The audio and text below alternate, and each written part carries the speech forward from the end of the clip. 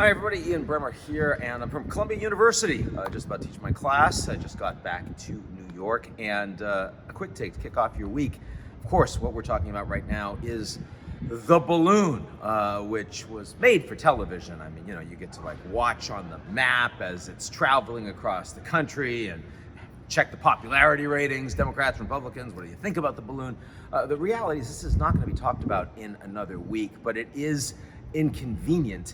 The timing for a few different reasons. First of all, because you have the State of the Union coming up tomorrow, and as a consequence, President Biden's going to have to address it in a very public way, and therefore it puts more of a chill in U.S.-China relations. Secondly, it came right before Secretary of State Blinken's planned trip to Beijing that was going to include, unusually, a meeting directly with Xi Jinping. That's something that both Biden and Xi really wanted to get done, and now it has been postponed, frankly, without a date, at least in the near-term future, that is going to be reset for. And then finally, because the Chinese have been trying to engage in a charm offensive, certainly since ending the zero COVID policy, making it an everyone gets COVID policy, and wanting to show stronger Chinese growth, meaning opening up. And that means talking about reopening the economy, trying to ensure that people in the international markets, investments, are feeling more comfortable doing business with China. This puts a chill on all of that in the context and against the backdrop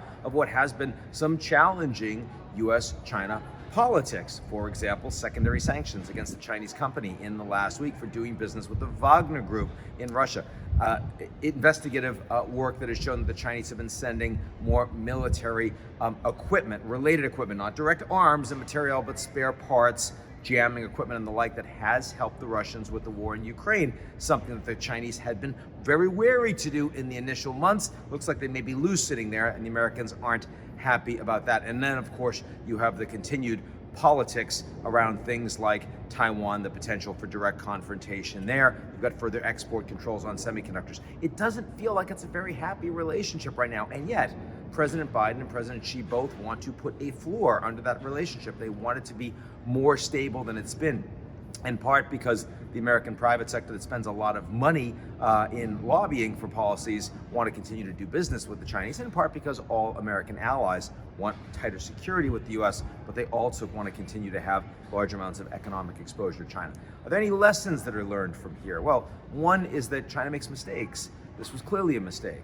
Yes, there have been other incidents of balloons cutting across the United States for smaller amounts of time during the Trump administration. Apparently Trump was not aware, the U.S. was not aware of it at the time. Maybe Xi Jinping thought he could get away with this much larger balloon over the course of several days.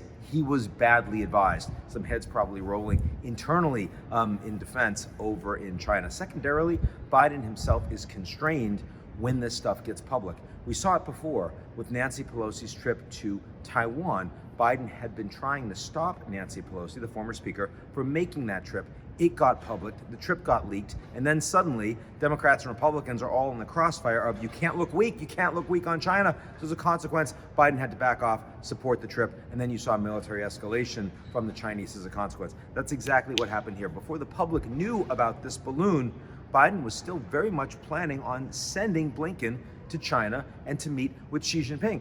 Biden knew about the balloon, the White House knew, the public didn't, and as a consequence, Biden said, I can still send the Secretary of State. As soon as it became public, he had to back off. He also had to shoot the thing down, which frankly, I suspect he wasn't going to do right before a Blinken trip if it hadn't made it into the public. In other words, the reality of polarization in the US political system and the performative nature of we've got to take these guys on can undermine US national security interests and can make escalation more likely between the two most powerful countries in the world. That's it for me. I'll talk to you all real soon.